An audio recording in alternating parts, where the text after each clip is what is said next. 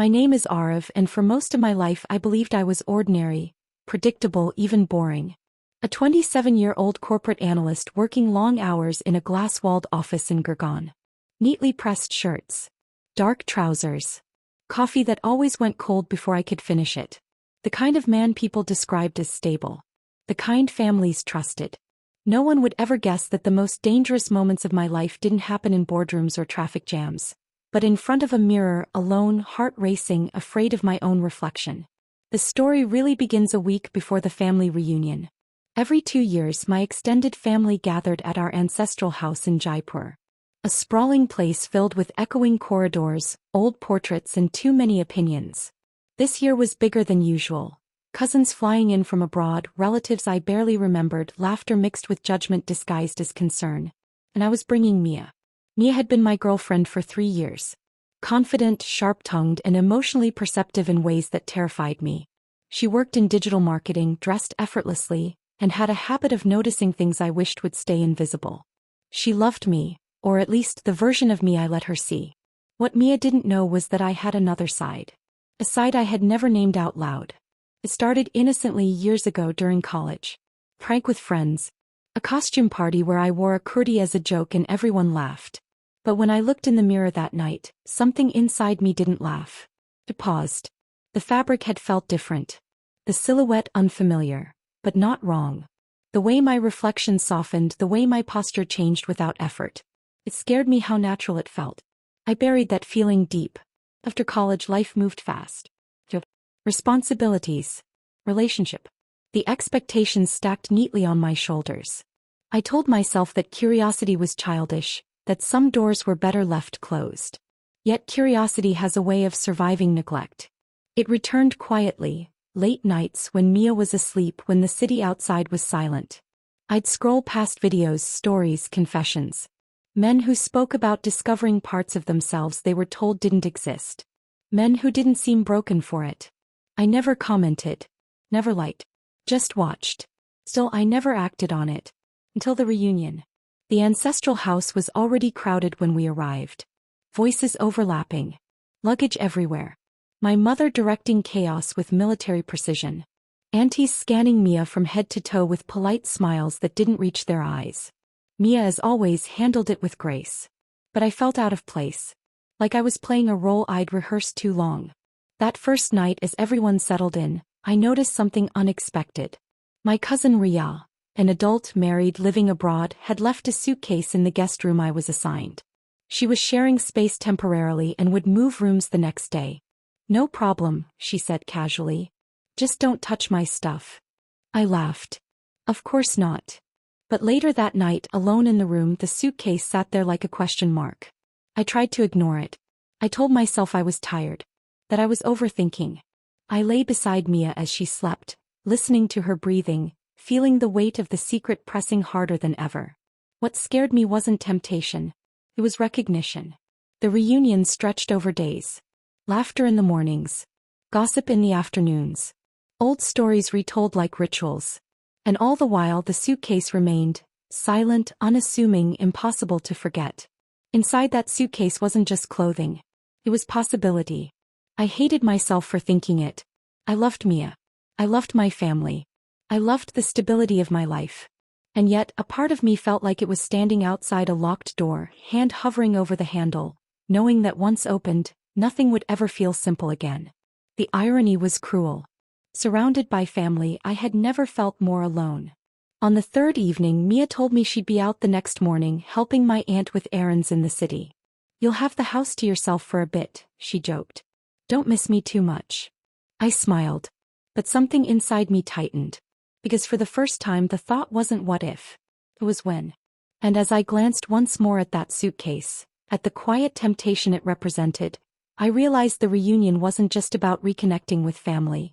It was about confronting the version of myself I had spent years pretending didn't exist. And I didn't yet know whether meeting her would destroy my life, or finally make it feel honest. The house had never felt so quiet.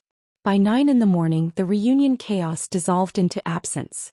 Aunties left with shopping lists. Uncles disappeared for temple visits and long breakfasts. Cousins scattered across the city. Even the house help was gone for a few hours. And then there was Mia. She stood near the doorway tying her hair, sunglasses already on, energy buzzing like she belonged everywhere she went. "You sure you'll be okay alone?" she asked casually. "This place gets dramatic." "I'll survive," I said, smiling too quickly. She leaned in, kissed my cheek and paused. Her eyes lingered on my face for half a second longer than usual. "You look tense," she said. "Everything okay?" The moment stretched. I wanted to tell her everything. I wanted to tell her nothing. "Just tired," I replied. Mia studied me, then shrugged. "Don't overthink. I'll be back by evening." The door closed behind her. The sound echoed. For a long time I didn't move. I stood there listening to the house breathe, with settling curtains shifting with the breeze, distant traffic muffled by thick walls. My heart thudded louder than all of it. I told myself I would make coffee. I told myself I would check emails. I told myself I would not go near the guest room. I failed within minutes. The suitcase was still there, pushed neatly beside the bed. Dark blue. Ordinary. Locked but not really. Rian never locked her luggage. He trusted family. That trust felt heavier than any lock. I sat on the edge of the bed, hands resting on my knees, breathing uneven. My mind raced with warnings. This is wrong. This is just curiosity. This doesn't mean anything. What if someone comes back early? What if Mia returns? And beneath all of it, quieter but stronger. What if this is who you are? I stood up abruptly, pacing the room. This wasn't about clothes, I told myself. It was about control. About proving I could look at temptation and walk away. So I walked toward the suitcase. My fingers trembled as I opened it. Inside, everything was folded with care. Dresses wrapped in tissue paper. Scarves. A pair of heels placed carefully at the side. Makeup pouch zipped shut. A wig box tucked beneath layers of fabric. I swallowed hard. The colors startled me most. Soft pastels. Deep reds. Fabrics that caught the light differently than anything I owned. These weren't costumes. These were chosen. I touched a sleeve, then pulled my hand back like I'd been burned. My reflection stared back at me from the mirror across the room. Stubble. Loose t-shirt. The man everyone knew. Just looking, I whispered to myself. That's all. But looking became imagining. Imagining became longing. And longing became a decision I didn't consciously make. I locked the door. The click sounded final. I started small. I picked up a scarf, light, almost weightless. When I draped it around my shoulders, the fabric felt unfamiliar, yet strangely grounding. Like stepping into a role I hadn't rehearsed but somehow remembered. My pulse quickened. I checked the door again. Locked. Then came the dress. It was a simple one. Knee-length. Nothing dramatic. The kind of outfit someone might wear to a family lunch. My hands shook as I stepped into it. The fabric slid over my skin and my breath caught, not from excitement alone but from vulnerability. There was no joke here. No audience. Just me in the mirror. The dress didn't transform me instantly, but it changed the way I stood. My shoulders relaxed. My movements slowed. I became aware of my body in a different way, how I occupied space, how I balanced. I looked ridiculous, part of me insisted. Another part didn't agree. I wiped my face, heart racing. Just this, I said aloud. Then I'll stop. But stopping had never been my strength. The makeup pouch came next. I'd watched enough videos to know the basics, but knowledge didn't equal confidence. My hands were clumsy. The first attempt was uneven. I laughed nervously, then froze, afraid the sound might travel through walls. Each small step pulled me further in. Foundation softened my features.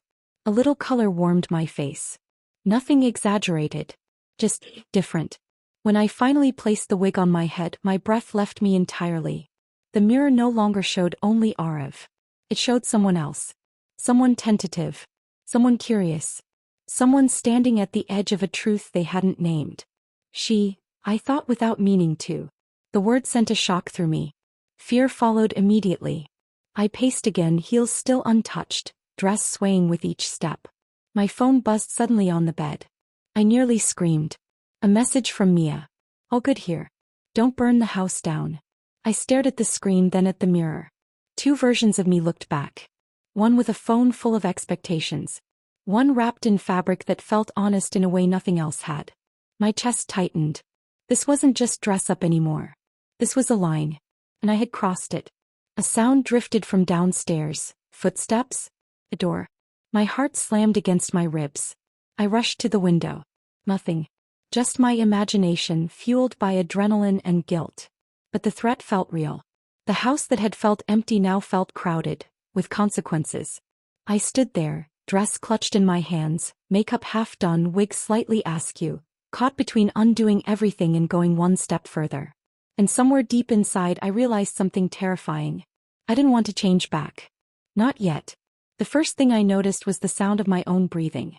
Too loud. Too uneven. I stood frozen in front of the mirror, hands gripping the edge of the dressing table like it was the only solid thing left in the room.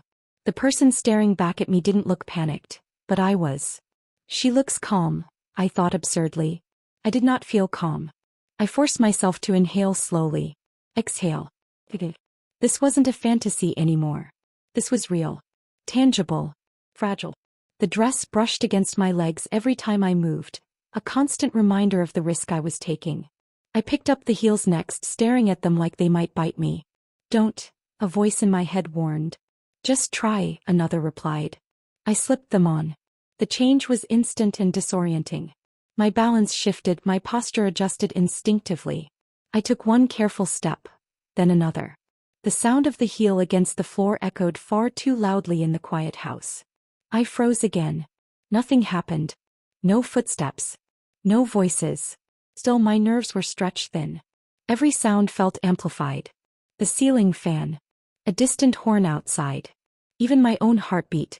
I walked back to the mirror. This time the reflection hit harder. It wasn't perfection.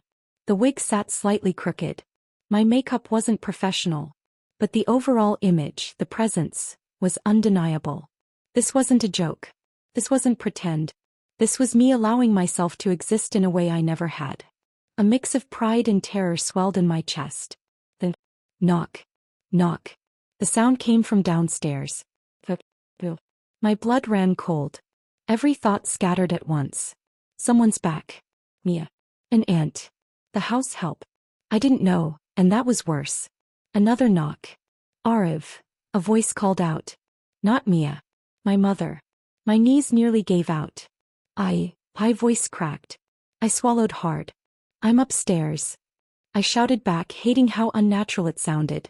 What are you doing locked in? She asked. I forgot some papers. My mind screamed. There was no time. I looked around the room in panic. Clothes everywhere. Makeup open. The wig box exposed. The dress on my body. No hiding all of this. Footsteps began on the stairs. Every second felt like a countdown. I rushed to the door, locking it again even though it already was. Just a minute. I called. I'm changing. Changing. The word felt ironic. Why is the door locked? My mother asked, suspicion creeping into her voice.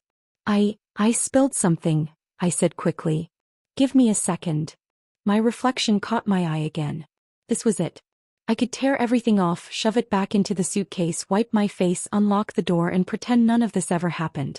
I could survive. Or I could stand still. My hands trembled as I wiped my lipstick quickly, smearing it unevenly. I tugged at the wig, nearly pulling it off, then stopped. Something in my chest twisted painfully. If I erase her now, I thought, will she ever come back? The footsteps stopped outside the door. Arav, my mother said sharper now. Open the door. My phone buzzed again on the bed. Mia. I glanced at the screen but didn't open it. Time was collapsing in on itself. I stepped back, the heels unsteady beneath me, and stared at the mirror one last time. This version of me wasn't brave. But she was honest. The door handle rattled. I took a breath I didn't know I had in me. And then, the wig slipped. Just slightly. Enough. Enough for me to panic, reach up, lose balance. The heel slid. I stumbled, knocking into the dressing table. A loud crash. What happened? My mother shouted. My heart pounded so hard it hurt.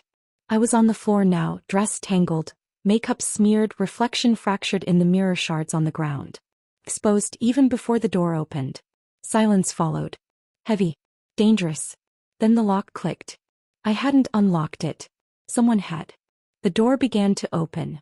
And in that moment, before anyone fully stepped inside, I realized this wasn't just about being caught. It was about whether I would finally stop running from my. The door creaked open. Light from the hallway spilled in. A shadow crossed the threshold. I squeezed my eyes shut. Footsteps stopped. No shouting. No gasps. Just silence. The Arv? It wasn't my mother. It was Mia. My eyes flew open.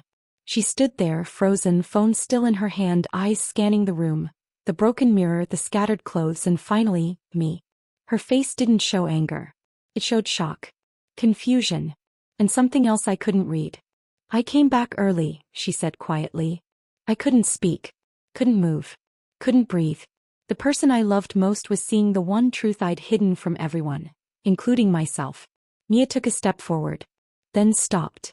I don't understand, she said. But I want you to explain. I swallowed hard.